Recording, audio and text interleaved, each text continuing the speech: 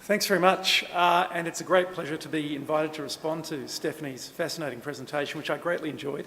By way of background, as Jennifer outlined, I'm from the business school here at the University of Sydney, and over the last 10 years I've been immersed in research exploring how large corporations contribute to and make sense of the climate crisis.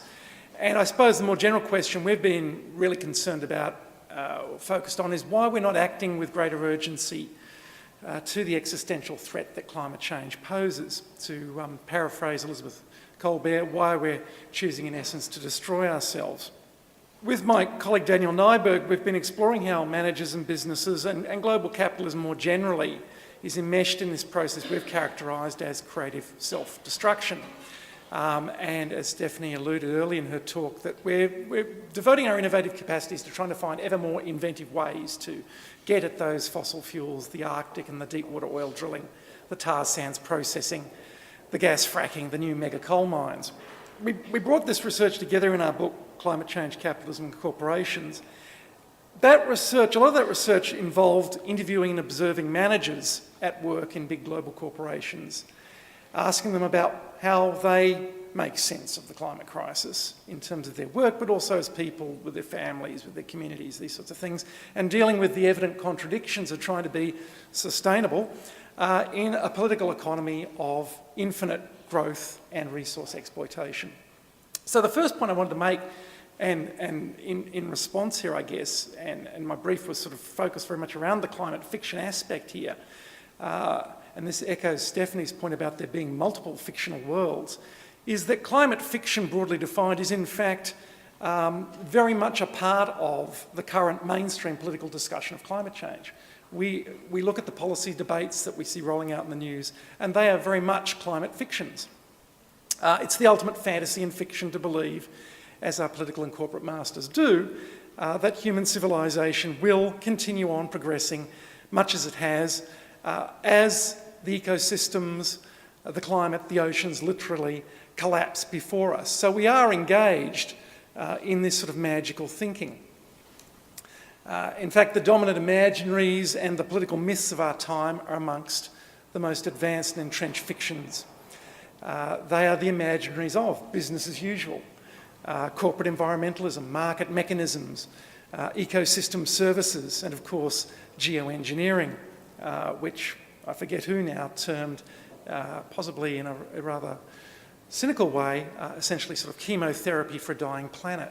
So we've reached the sort of stage of fictional thinking that we can continue doing what we've always done, and there won't be bad consequences. We'll come up with these innovative solutions to our ultimate problems. So the magical thinking that I'm talking about countenances no real serious challenge to what we've traditionally done, despite the evident environmental collapses, catastrophes that are unfolding before our eyes. These are the fictions by which powerful interests maintain our current suicidal path. And in fact, they discount any alternative discussions as fanciful and naive. So any discussion of sort of fossil fuel retreat, renewable energy, renewable reinvention, these sorts of things are seen as naive and fanciful. And in fact, what we're left with are these corporate constructed fictions. That life will go on as much as before, we will continue to consume, and this provides a new opportunity for corporate marketing and branding. So we have these insane imaginaries of our descent into an abyss of civilization-ending hubris, but we're encouraged to react rather to this sort of simple shrug of the shoulders. We can keep on consuming, don't worry about climate change, so long as we have the right clothes. So, by contrast, I came to the sort of literary genre of climate fiction or Cli Fi very much as an outsider. I'm not as familiar with all of the works and authors out there as many of you probably are.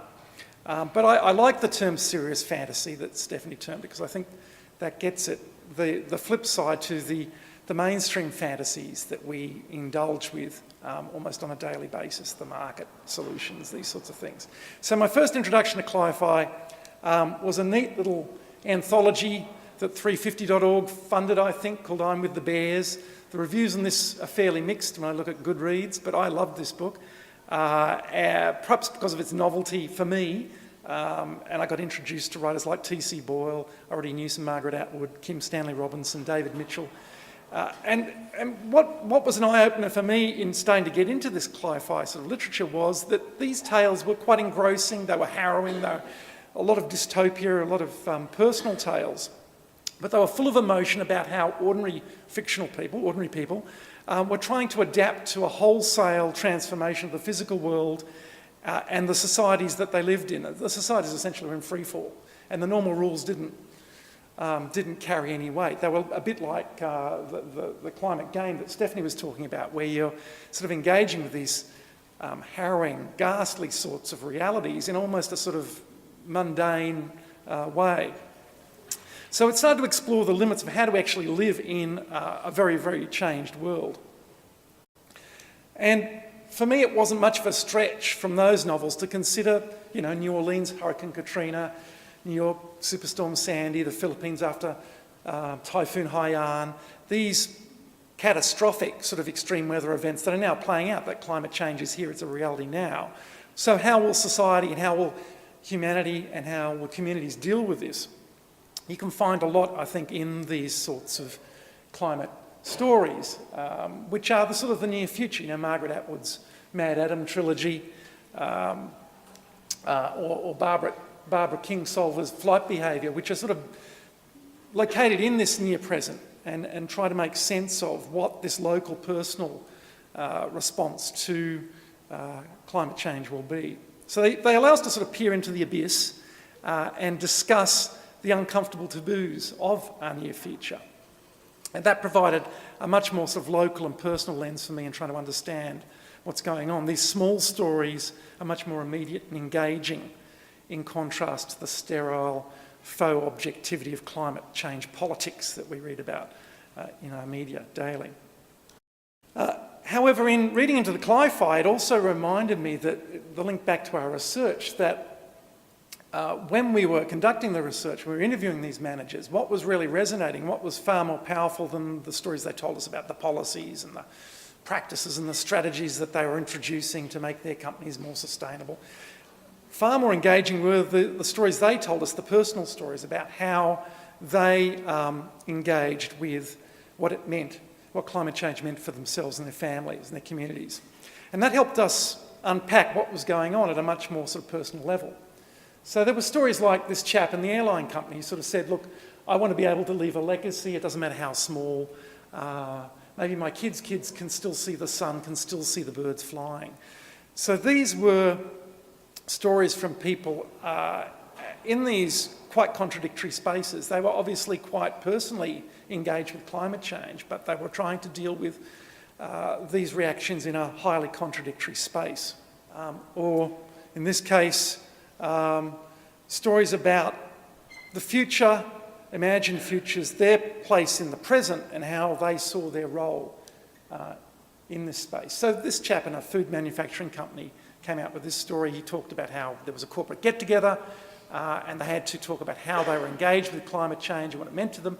And this wasn't tongue-in-cheek. He actually sort of said this as a sort of a personal response, that, you know, he's quite proud that his kids think he's doing something to try and save the world.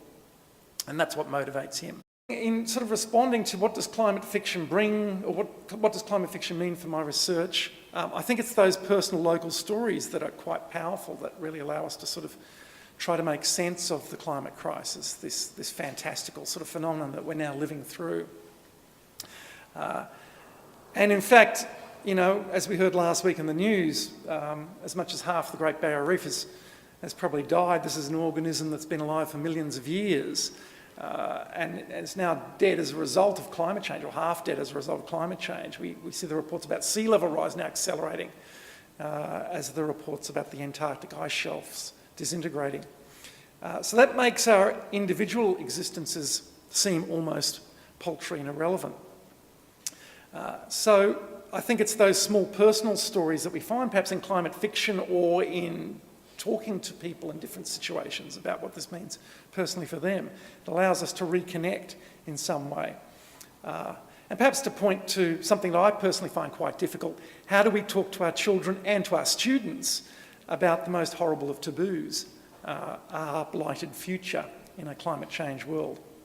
So my final point is it's my belief that these smaller personal stories are likely to be far more effective in galvanising collective action, but also make sense of how we can respond to the big climate fictions that we confront on a daily basis, the fictions of business as usual and climate policy. So thanks very much, and I'll hand over to Jen. Thanks.